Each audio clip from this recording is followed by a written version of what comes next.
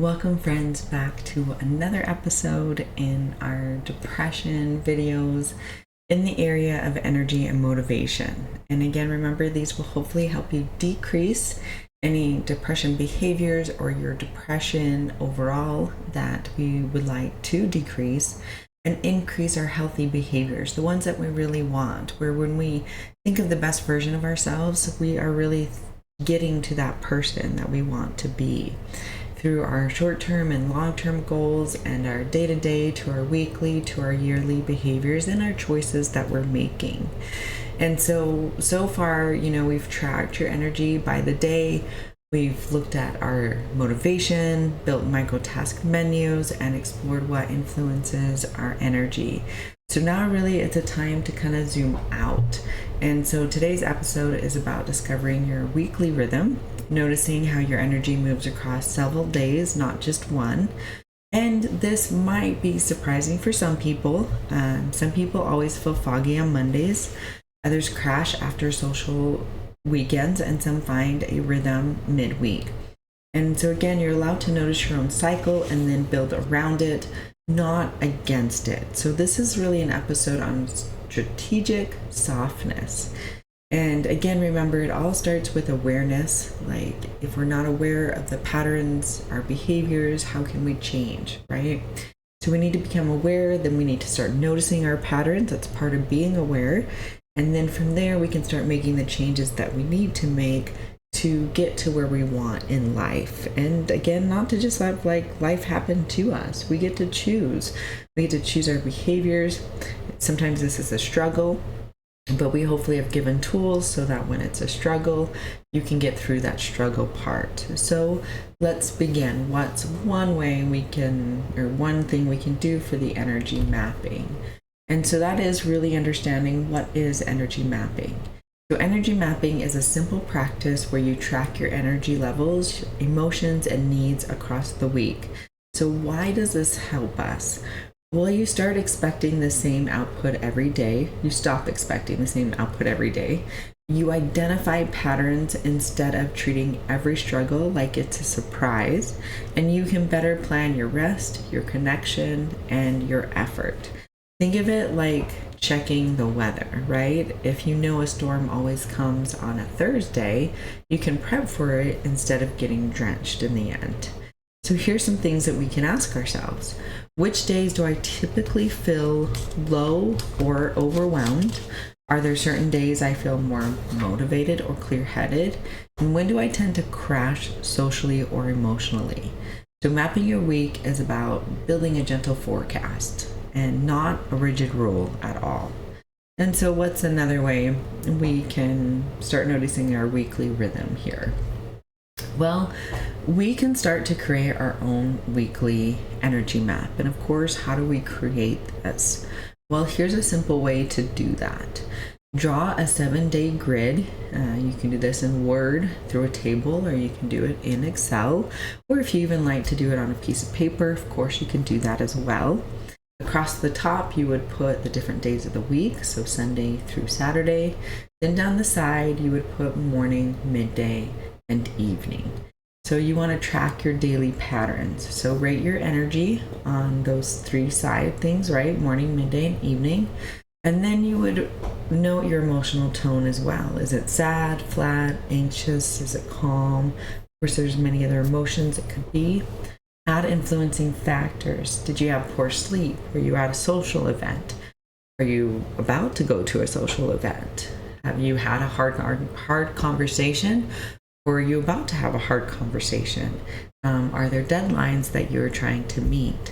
So an example of this would be Wednesday, it's midday, I'm 3 out of 10, I'm emotionally heavy, had a tough meeting, and I needed some quiet time.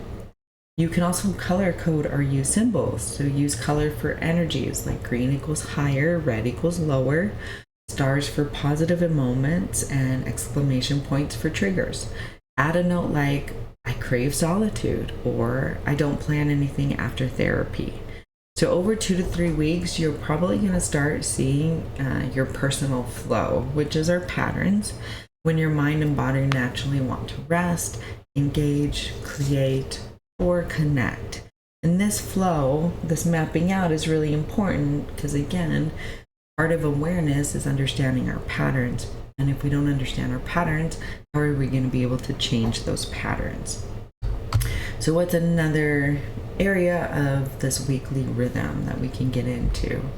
Well, we can plan around our rhythm, right? So once you see your weekly rhythm, the magic is this. You can start making aligned decisions instead of reactive ones. So here's how. If you always crash on Sundays, avoid scheduling anything emotionally taxing on those days. If you tend to feel clearer on Wednesdays, save focused tasks or conversations for that day. And plan micro tasks for your low points and leave high effort goals for your surge days. This doesn't mean that life becomes perfectly predictable, but when you begin working with your rhythm instead of forcing energy, you don't have to have the energy that you don't have, right? Life becomes more spacious. Perhaps it becomes even more forgiving for us. So remember, you're not lazy, you're not inconsistent, you're just cycling like every human being. And the difference is now we see it. And the other thing to keep in mind is sometimes it's seasonal, like, right? People will have seasonal depression during the winter time. So maybe we've tracked spring and summer, but maybe fall and winter look a little bit different, and we need to do some tracking again to understand how our patterns change when the weather starts to turn a little bit colder for a lot of people. And planning around our rhythm is really important. Important so we don't react, right? So we start understanding ourselves.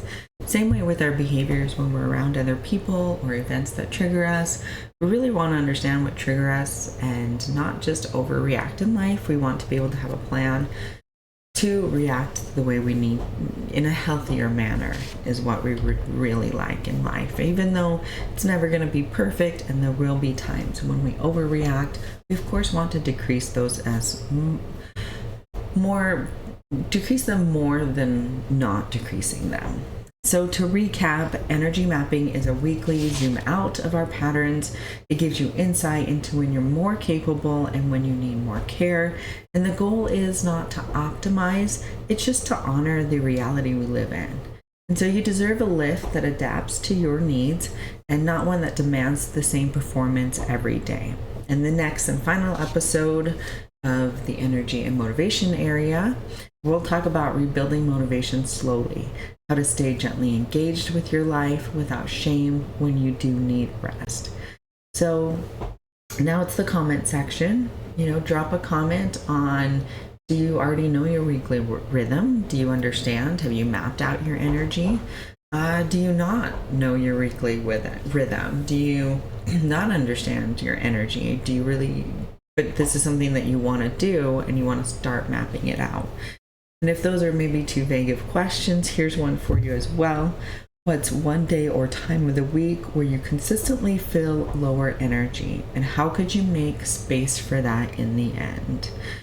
Remember that you are not here to hustle through your healing, that you're allowed to actually flow through your healing. And that's really the most important part, is to have self-compassion and to understand the same self-compassion or compassion and understanding that we would give to someone else. We really need to start giving it to ourselves and really understanding where we're coming from and how to change in life and how to move through it so that we are the healthier version of ourselves, not only for us, but the people that we love in our life. And so here's another section that I truly love myself. It's where I get to talk about the journals and the children's book that I created. These journals are around 400 pages and they're really filled with questions and pages where hopefully you get to learn how to dig a little deeper into yourself and to kind of discover some stuff and maybe decrease the anxiety that you have. So remember, in a world that moves too fast, what if you could create space to come home for yourself and for your little ones?